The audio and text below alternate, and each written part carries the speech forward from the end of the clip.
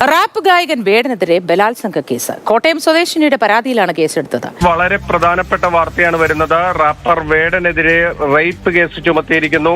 എറണാകുളം തൃക്കാക്കര പോലീസാണ് case register ചെയ്തിരിക്കുന്നത്. കോട്ടയം സ്വദേശിനിയായ ഒരു ഡോക്ടറുടെ പരാതിയിലാണ് ഇപ്പോൾ എഫ്ഐആർ വന്നിരിക്കുന്നത്. 2 വർഷം മുൻപ് തന്റെ വിവാഹ വാഗ്ദാനം നൽകി പീഡിപ്പിച്ചു എന്നാണ് ഈ യുവതിയുടെ മൊഴി. ആ മൊഴി വിശദമായി ഇന്നലെ രേഖപ്പെടുത്തി. അതിന് പിന്നാലെയാണ് ഇപ്പോൾ തൃക്കാക്കര പോലീസ് IPC 376 പ്രകാരം, അതായത് BNS വരുന്നതിന് മുൻപാണ് ഈ കുറ്റകൃത്യം നടന്നിരിക്കുന്നത്. അതുകൊണ്ട് പഴയ നിയമപ്രകാരം IPC 376 പ്രകാരമാണ് ഇപ്പോൾ FIR രജിസ്റ്റർ ചെയ്തിരിക്കുന്നത്. വളരെ പ്രധാനപ്പെട്ട വാർത്തയാണ് പുറത്തേക്ക് വരുന്നത്.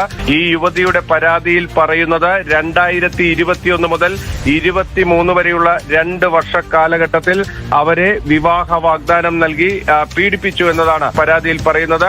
ആ പരാതിയുടെ അടിസ്ഥാനത്തിലാണ് ഇപ്പോൾ തൃക്കാക്കര പോലീസ് FIR രജിസ്റ്റർ ചെയ്തിരിക്കുന്നത്. വേടനെതിരെ തുടർ നടപടികൾ ഉണ്ടാകും. ഈ 2 വർഷത്തെ പഴക്കം ഈ പരാതിക്ക് ഉള്ളത് കൊണ്ട് തന്നെ പരമാവധി തെളിവുകൾ ശേഖരിച്ച ശേഷമായിരിക്കും റാപ്പർ വേടന്റെ അറസ്റ്റ് അടക്കമുള്ള നടപടികളിലേക്ക് പോലീസ് പോകുക.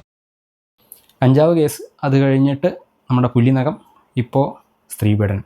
വേടനെതിരെ ഇങ്ങനെ വരിയായിട്ട് കേസുകൾ വന്നുകൊണ്ടിരിക്കുകയാണ്. ഇനിയിപ്പോൾ കുറേ ആളുകളുടെ പരാതിയും പരിഭവങ്ങളൊക്കെ കണ്ടു. ഇനിയിപ്പോൾ കറുത്തവനായതുകൊണ്ട് വേടനെതിരെ ഈ സ്ത്രീപീഡന പരാതി നിലനിൽക്കില്ല, ഞാൻ കറുത്തവനാണ്, ഞാൻ ഇന്ന ജാതിക്കാരനാണെന്നൊക്കെ പറഞ്ഞ് ഇപ്പോൾ വരും പാട്ടുകൊണ്ട് എന്നൊക്കെ പറഞ്ഞ് വേടനെ കളിയാക്കുന്ന കുറേ ആൾക്കാരുണ്ട്. വേടൻ്റെ രാഷ്ട്രീയവും വേടൻ്റെ മറ്റതും മറിച്ചതൊക്കെ വേറെ. ഒരു പരാതി വന്നു കഴിഞ്ഞാൽ അതിന് നമ്മുടെ നാട്ടിൽ രാഷ്ട്രീയം നോക്കിയിട്ടോ കളർ നോക്കിയിട്ടോ ജാതി നോക്കിയിട്ടോ എല്ലാ നിയമ നടപടികൾ എടുക്കുന്നത്. സാധാരണഗതിയിൽ നമ്മുടെ നാട്ടിലുള്ള എല്ലാ നിയമ നടപടികളും വേടൻ്റെ കാര്യത്തിലും വരും. ഒരു എക്സ്ക്യൂസും വേടന് കിട്ടാൻ പോകുന്നില്ല. പിന്നെ അതിന് വേടന് എക്സ്ക്യൂസ് കൊടുക്കണമെന്നും ആരും പറയുന്നൊന്നുമില്ല. കാരണം ഇതൊരു വ്യക്തിപരമായിട്ടുള്ള പരാതിയാണ്. വേടനും ആ പെൺകുട്ടിയും തമ്മിലുള്ള റിലേഷൻഷിപ്പിൻ്റെ ഭാഗമായിട്ടുണ്ടായിട്ടുള്ളതാണ് എന്ന് പറയുന്നു. വേറൊരു ചാനലിൽ കൃത്യമായിട്ട് പറയുന്നുണ്ടായിരുന്നു അവർ തമ്മിൽ 2 വർഷത്തോളം റിലേഷൻഷിപ്പിലുണ്ടായിരുന്നു. അത് കഴിഞ്ഞിട്ട് വേടൻ പിന്മാറി. ടോക്സിക്കാണ് ആ പെൺകുട്ടി എന്നുള്ള കാരണം പറഞ്ഞ് വേടൻ പിന്മാറി.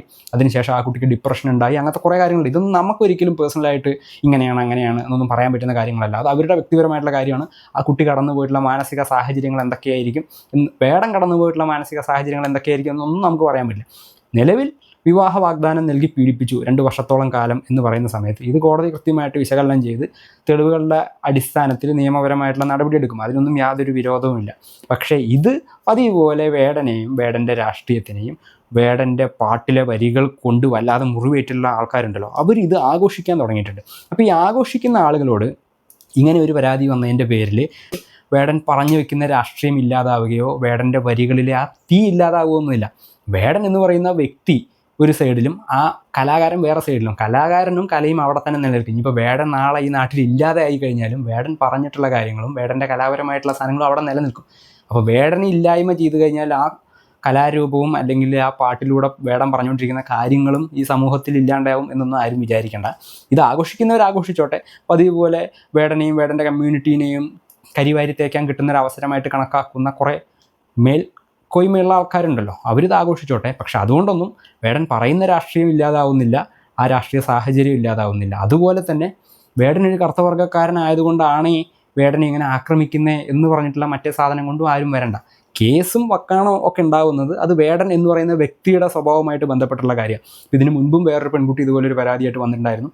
അത് ഉഭയകക്ഷി പ്രകാരമുള്ള കാര്യങ്ങളാണോ അതോ പീഡനമാണോ ബലാത്സംഗമാണോ എന്നുള്ളതൊക്കെ പിന്നീട് കോടതിയിൽ തെളിയിക്കപ്പെടേണ്ട കാര്യങ്ങളാണ്. അതിനെപ്പറ്റിയൊന്നും നമുക്കൊന്നും പറയാൻ പറ്റില്ല. പക്ഷേ ഇത് മുതലെടുക്കാനും അതുപോലെ വേടൻ്റെ രാഷ്ട്രീയം പറച്ചലിൻ്റെ പേരിലാണ് ഇത് എന്ന് പറഞ്ഞ് മുതലെടുക്കാൻ ശ്രമിക്കുന്ന ആൾക്കാരും 2 കൂട്ടരും സത്യം പറഞ്ഞാൽ ഒരേ കാര്യമാണ് ചെയ്തുകൊണ്ടിരിക്കുന്നത്. അത് രണ്ടും ഈ നാട്ടിൽ നടപ്പാവുന്ന പരിപാടിയല്ല. നിയമം നിയമത്തിൻ്റെ വഴിക്ക് പോവും, വേടൻ വേടൻ്റെ വഴിക്ക് പോവും, ബാക്കി കാര്യങ്ങൾ ആ വഴിക്കും പോവും.